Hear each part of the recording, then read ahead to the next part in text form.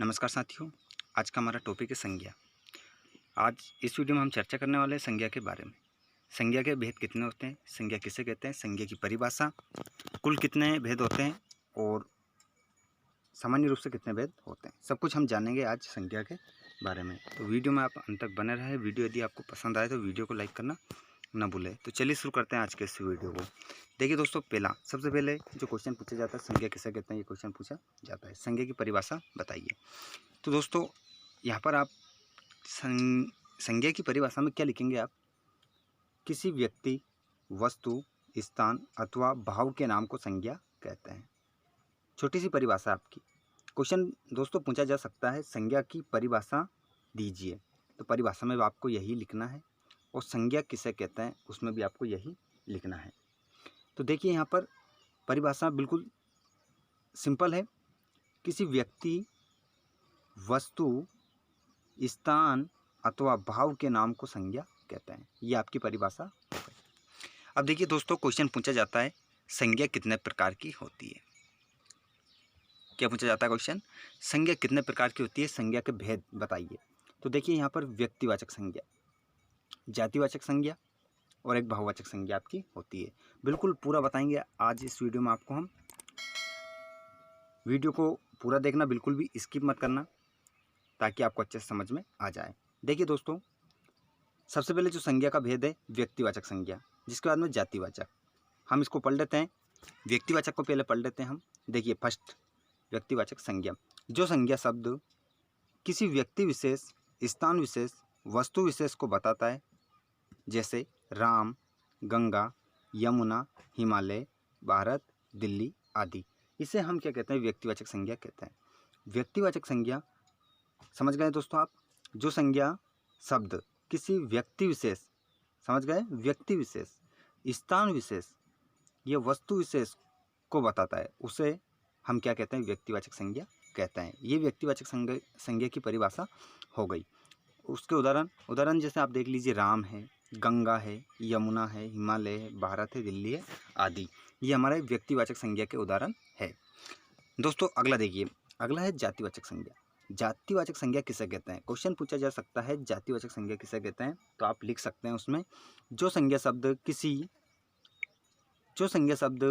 किसी व्यक्ति, स्थान अथवा वस्तु की जाति का बोध कराता है। दोस्तों व्यक्तिवाचक में हमने क्या देखा था, किसी विशेष व्यक्ति, स्थान का नाम हमने जाना था, ठीक है, उसको बताता है, उसका नाम बताता है, उसे हम क्या कहते हैं, व्यक्तिवाचक कहते हैं।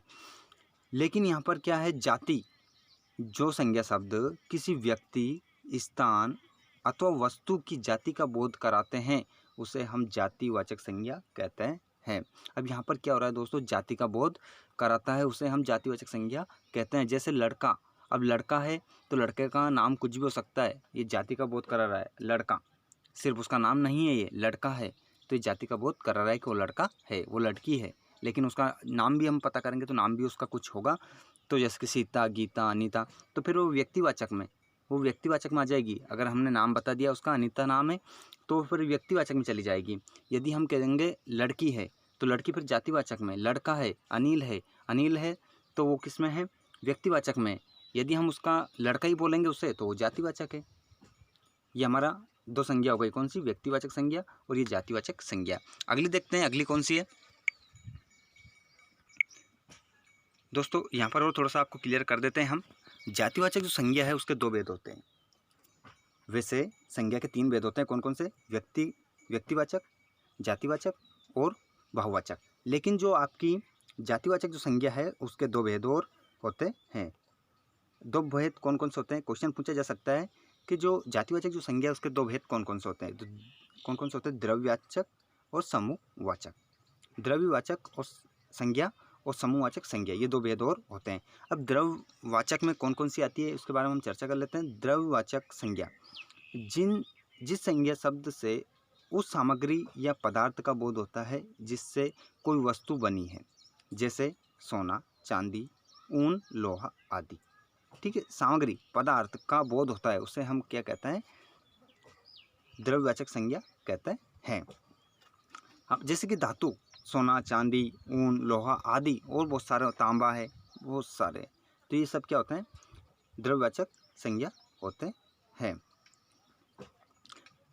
अगला देखिए समूहवाचक संज्ञा।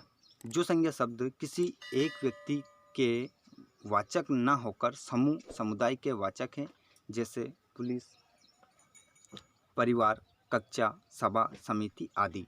दोस्तों इसमें क्या होता है, समूहवाचक संज्ञा में जो संज्ञा शब्द क्या करते हैं, किसी एक व्यक्ति का सूचक ना होकर एक समूह का बोध कराता है, वो समूहवाचक संज्ञा होती है। जैसे पुलिस होती है तो एक व्यक्ति को हम पुलिस नहीं कहते हैं, पुलिस संपूर्ण जो पूरा उनका स्टाफ होता है उसे हम पुलिस कहते हैं। यदि पुलिस में 10-12 आदमी भी आ रहे होंगे तो हम क्या बोलेंगे, उसको पुलिस ही बोलेंगे, पुलिस आ रही है।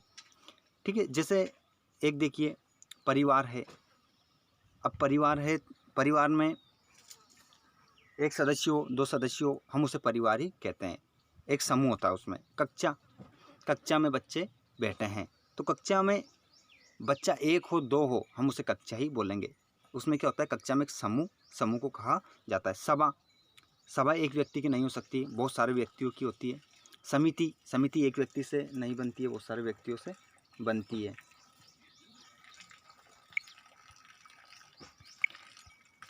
तो दोस्तों आपको याद रखना है, इसमें क्या होता है, द्रव्यवाचक संज्ञा और समूहवाचक संज्ञा जो होती है जातिवाचक संज्ञा के भेद होते हैं। वैसे संज्ञा कितने प्रकार की होती है, 3 प्रकार की होती है, व्यक्तिवाचक, जातिवाचक और बहुवाचक। और एक हमारी जो जातिवाचक होती है उसके 2 भेद होते हैं, कौन कौन से, द्रव्यवाचक और समूहवाचक। अगला देखिए दोस्तों, अगला है भाववाचक संज्ञा।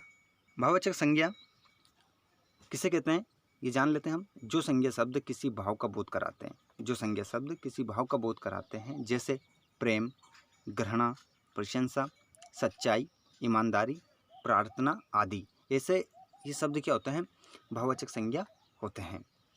ठीक है, आपको अच्छे समझ में आ गया होगा भाववाचक संज्ञा किसे कहते हैं। जो संज्ञा शब्द किसी भाव का बोध कराते हैं उसे हम क्या कहते हैं, भाववाचक संज्ञा कहते हैं। दोस्तों इन्हें हम ना तो देख सकते हैं ना इन्हें स्पर्श हम कर सकते हैं, सिर्फ एक ये भाव है, इन्हें हम महसूस कर सकते हैं। जैसे कि प्रेम है, प्रेम को हम देख सकते हैं क्या, भाव है ये, इसको ना तो हम देख सकते हैं ना छू सकते हैं। घृणा ये भी एक भाव है। प्रशंसा इसको ना तो हम देख सकते हैं ना छू सकते हैं, स्पर्श कर सकते हैं।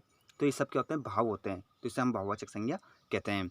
तो दोस्तों आज का हमारा टॉपिक था संज्ञा से संबंधित, जिसमें हमने जाना कि संज्ञा कितने प्रकार की होती है, 3 प्रकार की होती है, व्यक्ति, जाति, भाववाचक संज्ञा। और जो हमारी जातिवाचक होती है वो उसके भी 2 भेद होते हैं, कौन कौन से, द्रव्यवाचक संज्ञा और समूहवाचक संज्ञा। ये हमने संपूर्ण जो संज्ञा होती है उसके बारे में हमने जानकारी प्राप्त कर ली है। और दोस्तों यदि आपसे पूछा जाए कुल संज्ञा के कितने भेद होते हैं तो आपको बताना है 5। कुल संज्ञा के कितने भेद होते हैं तो दोस्तों 5 होते हैं, जैसे कि हमने पढ़ा है, व्यक्तिवाचक, जातिवाचक, द्रव्यवाचक, समूहवाचक और भाववाचक, ऐसे आपको बताना है। ठीक है, यदि कुल की बात की जाती है तो 5 होते हैं, और मुख्य रूप से बात की जाए तो कितने होते हैं, 3 ही होते हैं, मुख्य रूप से और कुल, इस बात का आपको विशेष ध्यान रखना है।